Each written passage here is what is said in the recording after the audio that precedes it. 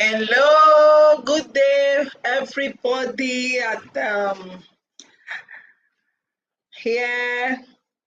Thank you so much. If you are with me, thank you for hooking up with me here in our YouTube channel. All right, can I see anybody yet? Well, I plan starting at 2 p.m. so I can handle other issues that will come my way. So I know if you don't watch it, if you don't join me live, you could come live much later to watch. Okay, so my name is Loretta Iasele.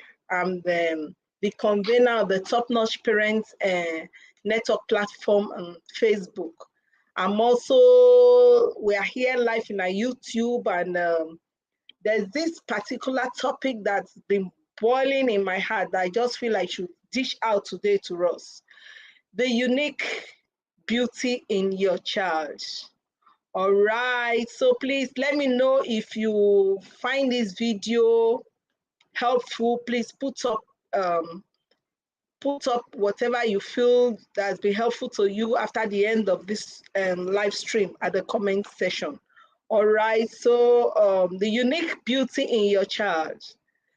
Most times parents feel both children are the same.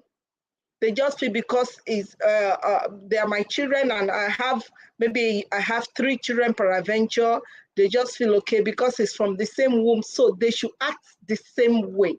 They should behave the same way. But I'm here to surprise us today to let us know that your child is uniquely different. If you have 2 children, both of them cannot be the same. And also for us to know that there is no perfect child and there's no dull child anywhere. There's no imperfect or perfect child anywhere. It's you as a parent that has the responsibility, that God has given the responsibility to mold your child, to bring out that gift, the good traits you want to see, all right, in your child. You want to see your child exhibit. It's in your hands to mold that child. It's in your hand to shaping that child such that when anybody comes around, they will either say your child is well behaved or not behaving properly. So sometimes when parents complain, I'm sure that your child, maybe for example, you feel my daughter is not behaving well. The problem is coming from you most of the time. The problem is coming from us. It's not necessarily coming from the child, because you have been given that responsibility, that stewardship responsibility by God. Sometimes we see ourselves comparing our daughter, with the son, that, oh, this one is acting well. Why is this one not behaving well? There is no dull child anyway. There is no too active child anyway. It's up to you as a parent to do the needful. It's up to you as a parent to know that it is your responsibility to mold this child. You should know that the brain formation of every human starts from babyhood. It starts from behind, where the feelings and the mood is. So it is you that will begin to mold that child. And as a child listens to you, as a child sees you doing practically, he begins to cultivate that habit, and he or she begins to exhibit it too. Okay? I keep telling people, even identical twins, there is no two unique, same human on earth. No, not even twins. Most times you might even say, oh, the twins are so identical. Yes, they might be identical, but they act differently. They behave differently. They cannot, even the voice, they necessarily might not have the same voice. They necessarily might not have the same skill. So it's in your hands. Let's stop this habit, please, parents, of saying that, oh, because this is doing well, why will you not? Okay? We cannot treat or handle our children the same way, no. And in doing that, it could either hurt one against the other, or it will hurt both of them. It will either favor or hurt one against the other. When you keep comparing, all right? If you keep comparing, it's either it will begin to hurt one against the one you're favoring, or you see both of them hurt. They might just say, mommy is not, I don't know why mommy does not like me. I don't know why mommy is always comparing me with my brother, with my sibling. All right, please, let's stop that comparison. There is no two the same child anywhere on earth. No.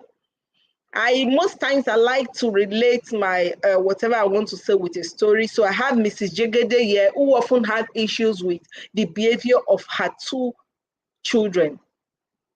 She's resolved that her first child, which is a boy, is calm, which is a girl, which is calm and wiser, and refusing to agree that they both have different personality traits. The son is choleric, and we know who is a choleric person. A choleric person is practical. A choleric person is successful. A choleric person is independent. A choleric person is goal-oriented. A choleric individual is analytical, can take decision on his own. Is tough-minded. That's to mention, but a choleric person is a leader, is a born leader. Even at that, you still need to work on the child, and the daughter is phlegmatic. We all know who a phlegmatic person, how it is a personality trait. It's somebody that most times agrees with everything, every decision. Is that person that is unassuming, does not, work on assumption. The phlegmatic person is warm. The phlegmatic person trusts easily. The phlegmatic person is considerate, always considerate, like okay, let it just be. Not like the choleric person. So most times Miss Jagada keeps saying that, oh, my son, I don't know why it's not like my daughter.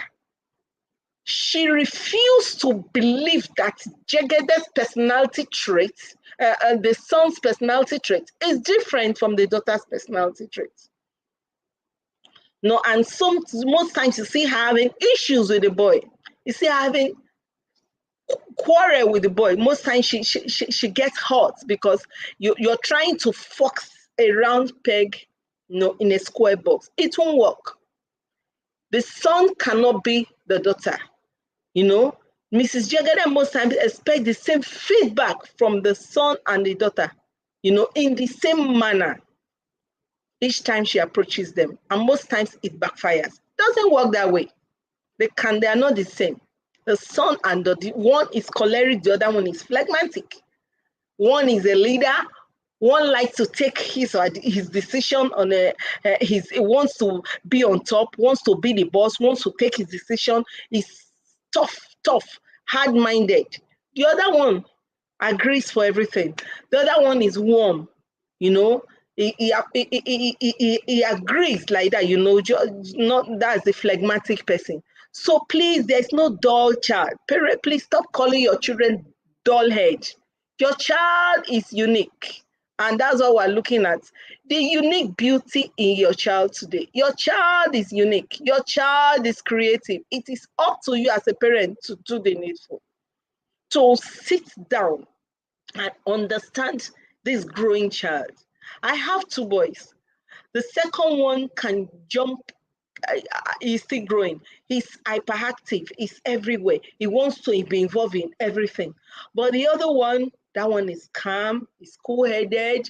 He is analytical. He's he likes his things done the way he wants it done. But other one is hyper. Wants to be here. Wants and all of that. Can easily be influenced. And I'm still working too as a parent. So please, let's observe our children as they grow. Every child needs to be observed and taken care of with love. You cannot bring up a child with a hard hand and get good results. That's why most times you hear coaches saying, please don't spank too much. Don't spank. Some will say spare the rod and spoil the child. The Bible is that word there is symbolic. The rod in the Bible is symbolic. It's the rod of correction, the rod of discipline. Not using a hard rod. God does not expect you to use a hard rod on a child. No. You must see the unique beauty in your child. Okay? So in doing this, you have to approach in love. You shouldn't be carried away by your emotions. because you are now an adult. You were worked on by your parents. So why don't you give room? Why don't you allow yourself to work on your child? Why don't you become practicable instead of using the theoretical aspects? Some of us just go and read books and we just want to, we don't even want to experiment, but we want to like sit the child down and begin to read stories. No, understand the personality traits of your child. Understand who your child is. Every child is on earth on a mission. So you must know what your child is on earth for, what he or she stands for. Okay, it's a personality that you can't bottle it. It's a character, it's a character that you cannot just bring down. So please, let's be patient in love. Let's do this. Let's do our parenting in love, and let's be practical. Sometimes when I tell my children to give them some chores, sometimes you see me doing it, I want to join them to do it. When they see me doing it, they take more joy. They feel, oh, mommy just is like coming into my space, and you see them want to join. Sometimes they'll say, okay, mommy, don't worry, I'll do it. So next time, sometimes if I find myself going there, they're like, no, mommy, I'll do it. Don't worry, I'll do it. Don't just bother. You know, Benjamin Franklin, in one of his quotes, states, and I read this quote: tell me and I forget. Teach me and I learn. Okay, that's Benjamin Franklin's quote. He said, tell me and I forget. Teach me and I learn. So most times we just want to tell, but we don't want to teach. It can't work. It's enough to tell, it's enough to give this child the instruction, but we need to follow it with teaching. We need to follow it to practicably, okay? Not just only saying, telling the child to do, but you have to put them through. Sometimes backward, my son came to mommy, I want to learn how to boil rice. And now he can do it. If I was only just telling him how to boil the rice and not putting him through, I'm not sure it would have been very perfect in boiling rice, cooking rice today. So it's not only in the telling, it's more in the teaching. So let's undo parenting practically rather than theory. If we do it practically, we'll get better results. Naturally, when we meet new people as parents, we know how we behave. You want to observe your new friend. You don't just want to jump into your new friend. You want to observe your new friend. You want to see how he or she behaves. I don't just know why we don't want to observe our children. They are new to us and they are growing. If you can take time to observe your friend in your place of work, your newfound friend, in the church or anywhere you go to, oh, this person, I'm just meeting this person for the first time. So let me observe. Let me understand who this person is. Let me see how he behaves. Excuse me, please. Let me observe his behavior so that I will know how to approach, so that there's no clash. So that each time we meet and talk, we can resolve things peaceably, so that we can be happy together. So why don't we want to, as parents, to have that time to also observe our children? If we immediately don't jump into people when we meet them, we don't do that. So please, these children are going, we should take out time to observe our young children while molding them, and we'll get better results. So how do we do this? When we take out time to observe our young children as we are molding them, if we take out time to observe them in love, if we take out time to teach them practicably, if we take out time not only to tell them, but to also teach them how it is done. When we take out time we reserve some particular time, take time out to actually put them through our eyes done, you get what from them? It makes them happier. Yes, it brings out the joy in them when we take out time to observe and put them through. It makes them happier. It makes them happy. It makes them feel at home when we do that. Another thing that will benefit from doing this. It helps them to grow up peacefully. They feel, oh yes, there won't be any need for argument of any sort when we take out time to observe them. When we take out time to put them through, there will be no need for argument of any sort. They will grow up peacefully and they will pass it on too. So if we also, when we take out time to observe our young children while molding them, it will also make them to be more caring when they meet their friends. Yes, they become more caring to you as to their parents. They become more caring to empathy. They become empathetic. All right? They become empathy takes place, becomes part of them.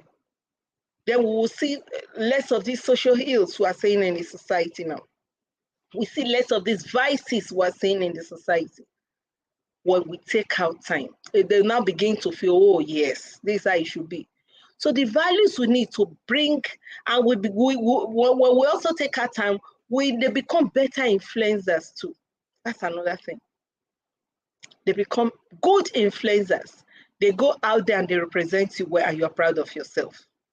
Okay, so parenting is not tough, but it is tough. Parenting should be practicable and not theoretical. We can't do parenting in the theoretical aspects all the time and get results. It should be practicable.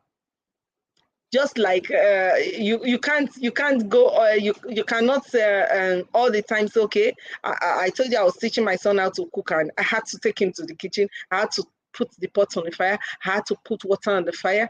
That's practical. Be practicable with your parenting, in your parenting journey.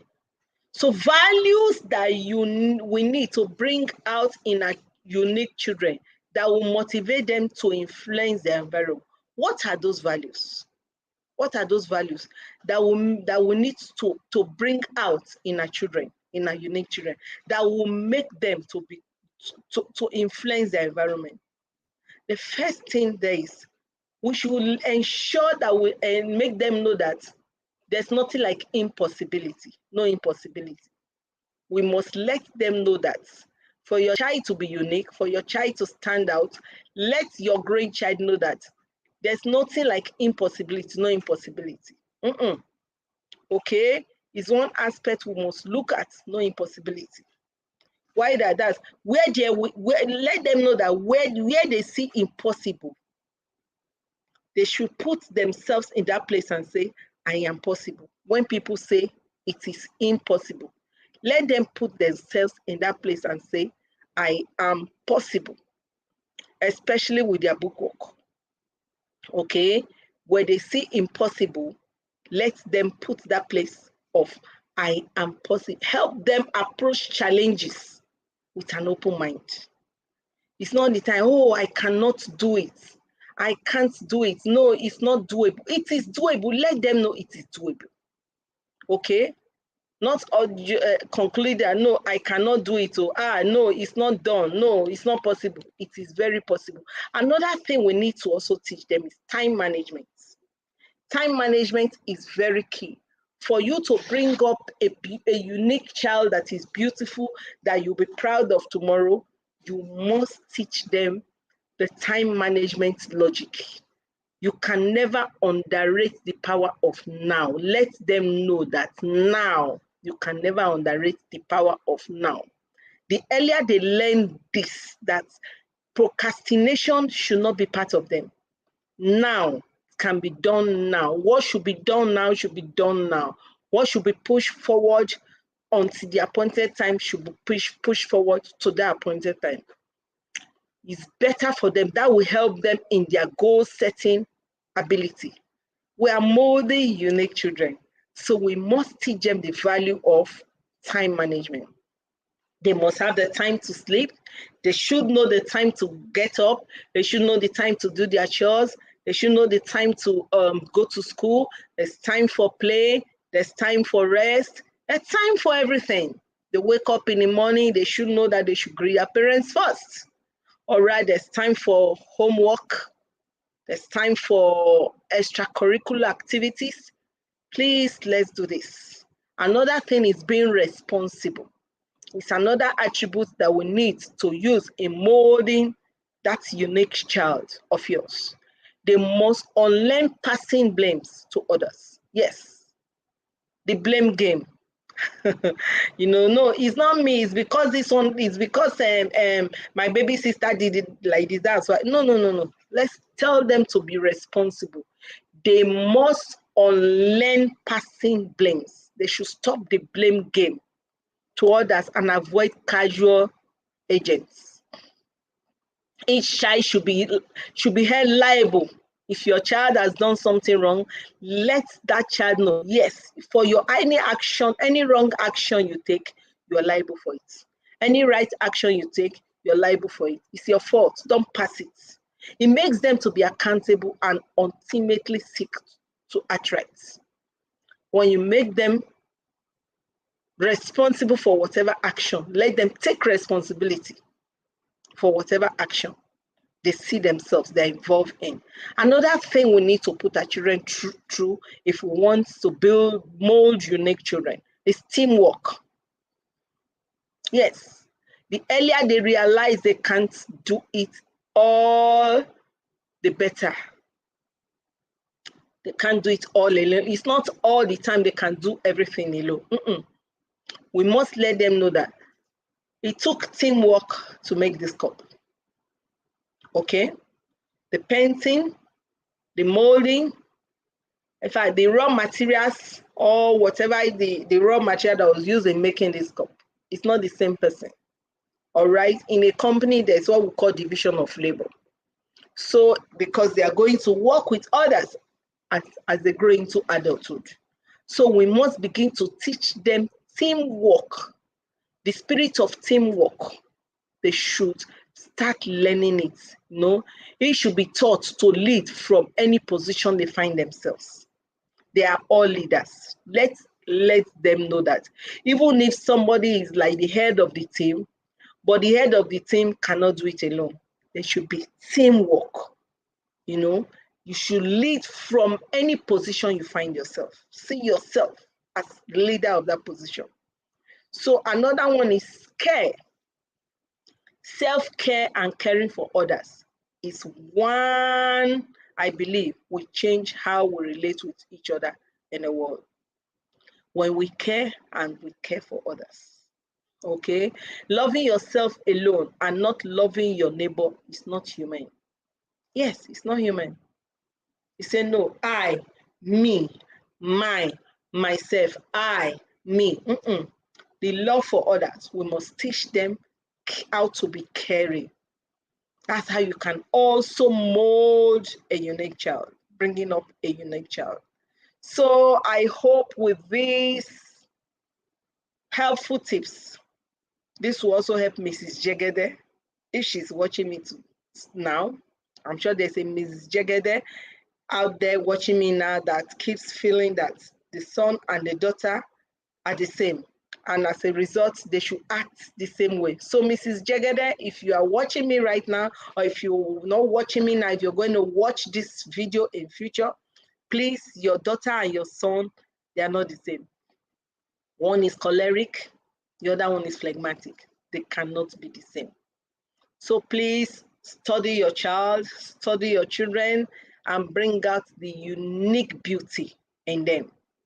By the time they grow into adulthood, they'll give you the thumbs up and say, well done, good and faithful steward. Yes, parents are stewards.